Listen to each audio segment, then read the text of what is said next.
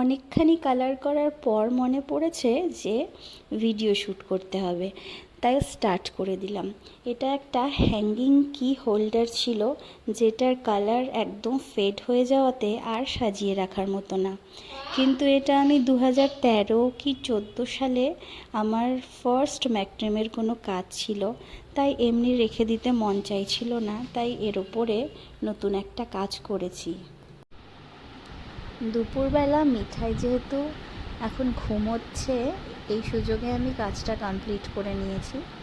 এই যে আমার কাজের ফাইনাল লুক, দেখে জানিও তোমাদের কেমন লাগলো।